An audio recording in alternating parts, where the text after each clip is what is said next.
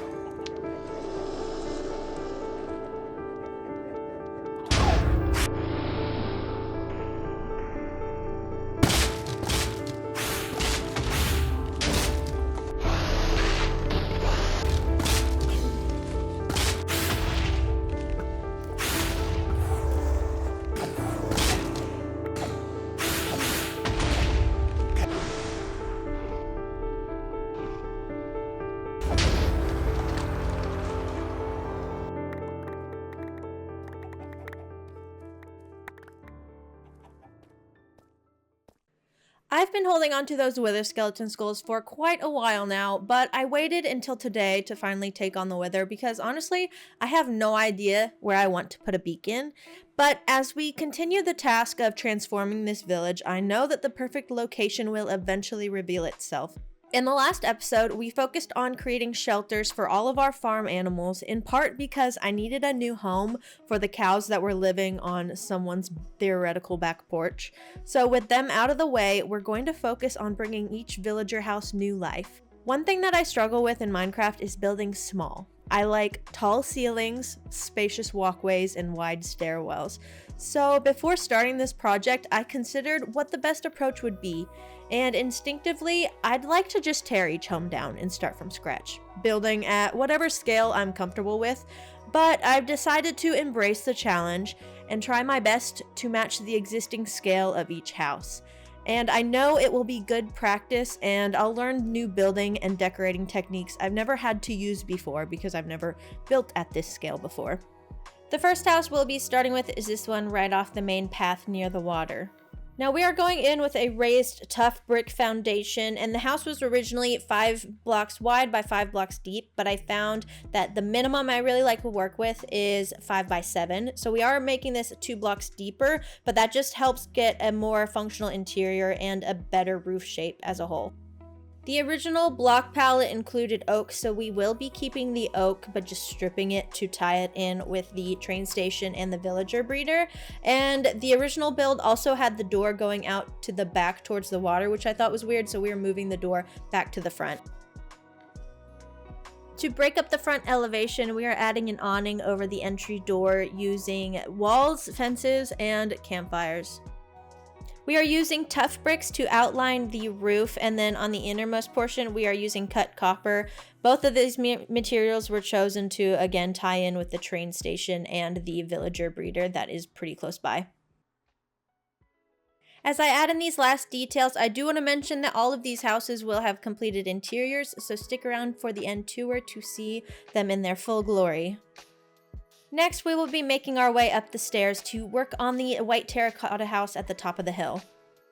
We're varying up the entry on this one by creating a side entrance with a covered porch, and then as far as the foundation goes, we are also increasing this one from 5 by 5 to 5 by 7, but in this case we're actually bringing it forward because of that cliff edge at the back. But we have plenty of room to work with, so it's really not a problem. And then for the block palette, we are keeping that white terracotta, but we're sprinkling in some cherry planks to add a little bit of texture. And we're using jungle wood just to introduce a block that's a little bit darker than the white terracotta and the cherry. For the roof, we're using a combination of polished tuff and tough bricks just to tie it in with its next door neighbor along with the other builds mentioned earlier in the area. Next, we are moving down the hill to take on this house that's a little bit larger than the last two. For the foundation, we are using cobbled deep slate, but on the interior, we are keeping some of the oak design that was previously there. And the previous house was actually 6 wide by 5 deep, and we are bumping it to 6 deep, so just a little bit more. And then we have a little bump out on the front for the entryway that just adds a little bit of variety to the roof that you'll see later. For the walls, we are using a combination of stripped pale oak logs and then pale oak planks. And then we are going in later, which you won't see it now, but we're going to add lichen to add a little bit of texture to the walls, just so it doesn't look so flat from a distance, because the white really does blend together if you're not careful. We are starting to introduce some brick into the roof just to outline it, because it helps balance out the darkness of the deep slate as well as the brightness of the pale oak. And then on the inner portion of the roof we have more cobbled deep slate. Across from the pale oak house is the next house we will be upgrading. And because of the existing pathways within this village, we're actually going to be moving this one back and into the water a little bit, but we will build some land underneath it for support, of course. For the foundation, we are matching the original build by using cobblestone, and we're also throwing in some mossy cobble as well. And then we have a side entrance on this one, and the original build was 7 blocks wide by 5 blocks deep, and we are bumping that up to 7 by 7, and then we're also adding a little wing on the right side of the build. For the walls, we are using a combination of mud bricks, jungle planks, packed mud, and brown mushroom blocks, and then occasionally we're going to throw in a little bit of weathered copper. And we are outlining the roof in polished deep slate, and then the inner portion of the roof is deep slate tiles. The next house is actually the exact same as the previous one, but on a different side of the hill. Unlike the last one, we're actually going to maintain the same size as the existing footprint. We are just pushing it away from the path a little bit, but instead of cobblestone, we are using tough bricks. The walls for this one, we are staying true to the original and keeping the white terracotta block palette going. For the roof, we are going with spruce, but in order to differentiate this one up a little bit from the original, we actually threw in a dormer on the left side that has a tough brick roof. And the next house on the agenda is the one right across from the last house where my cows were previously living on the patio. Because of where the bridge sits in relationship to this house, we're actually shifting it to the left a little bit, but we are maintaining the same size footprint. And for the foundation, we are using oak logs, which is kind of similar to what was already there on the patio side. And then for the interior portion, we are maintaining the oak planks. For the walls, we're using mostly light gray terracotta, and then there's a little bit of granite and polished granite sprinkled in, but we're actually going to be raising a portion of this to be double height because I have plans to connect it to that upper level where the rest of the houses and farms are. And for the roof, we are just keeping it simple and doing an outer line of spruce, and then the inner portion is oak, just like the original house. And last but not least, we're going to be taking on this house at the top of the hill near the animal barns.